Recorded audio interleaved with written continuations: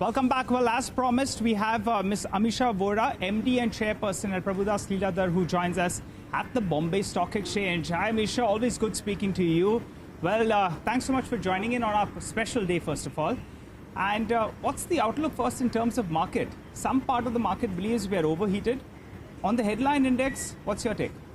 First and foremost, I can't start without wishing you all a very happy birthday. Thank you. To CNBC entire team who made it such a big brand for all and everyone who participate or yet to think of participate in the markets. CNBC is a must. Thanks so much, Amisha, really for your support over the years. Congratulations to the entire team to bring it up to this. Thanks for your support and your good wishes. Coming to the markets, Nigel, my view is that right now India is one of the best performing markets, and that itself brings a bit of a momentum. So I think that beginning of next year also, flows will continue to be positive. Okay. As we go into the year, I feel challenges coming up because one of the other markets, which is China, has hugely not performed. But there is a good possibility that a bit of bottom fishing may start when it is just trading at, say, 4-5 PE while we are at whatever, 21-22 PE.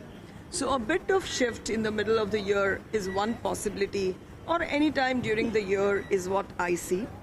Also, I feel that till now, what we are seeing is largely the urban recovery happening. Right. But rural recovery has evaded us. Yes. Despite a good monsoon, we lost a lot of crop again last time because of El Nino. And I think that next year we should see the rural economy supporting us. Okay. While exports will be a challenge. Right. So I think all in all, we will continue to see a positive market. I don't see huge cuts, Yes. but a range-bound market. Okay. So a stock picker's delight. All right, then let's get straight to those stocks then. And as you mentioned, a very valid point, urban India is rocking, but rural India, there's still pockets of pain.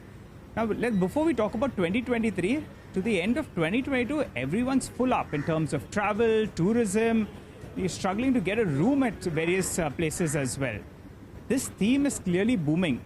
But from a stock market perspective, how do you play it? Do you play it by the aviation companies, the hotel industry, or do you have another thought in mind?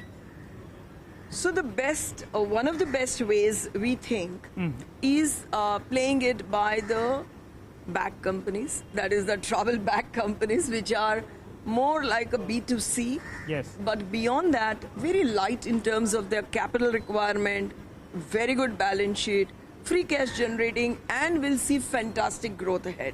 So VIP and Safari continue to be our amongst our top picks, and we see them almost, more than doubling their profits in next 3 years. Okay.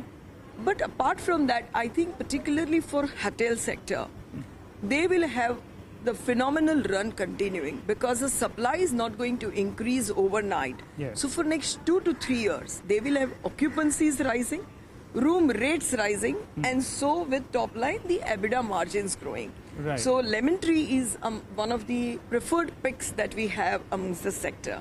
Okay, all right. So you've given us a few picks out there, and that's a valid reason of valid way of playing this entire unlock theme. If you have to travel, you require the bag, so you're going for VIP as well as Safari. Got that, and Lemon Tree from the hotel space.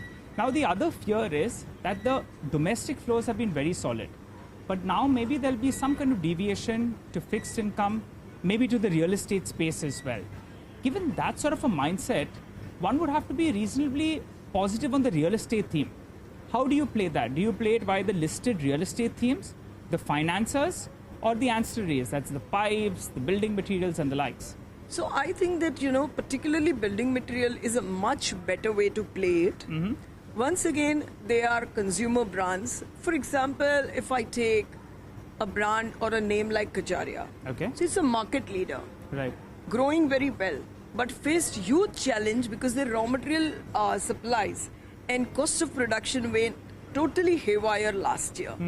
As we go into next year, and from here, they've not lost their market share. Only the cost structure is disturbed. Yes. As it comes back into place, I think the stock should start doing very well. Okay. And so also we are very bullish on some of the pipe companies, Astral Pipe and others. So I would rather play it through the home improvement or building material supply companies, this entire real estate play. Okay, interesting one out there. Amisha, we've been asking everyone about what to buy, but what to sell. What are you fairly cautious on? I think bulk of the market is a little bit cautious about the globe, and India should do well. If that is the case, then what would you be a little bit cautious on? IT, metals, or are you all positive post the recent correction? Look, IT and metal in terms of a little bit they have derated already. Yes. So, and people accordingly have gone almost underweight, so to say. So I wouldn't advise further underweight. Okay. But I think that, one has to be slightly cautious on one ground. That last quarter, some of the best performing banks, I think, saw their best NIM. As we move forward, their costs will catch up faster.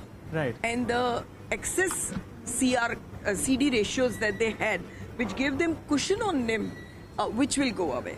So the NIM will not expand from here, though credit growth is good. But you've already been valued at 2.5, 3 book.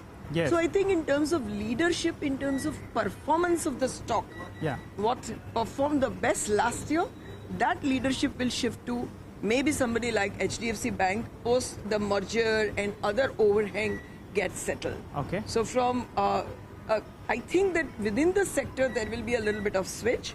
Also within the financials, I still continue to maintain that it's not the NBFC decade, it's more PSU Bank. PSU Bank.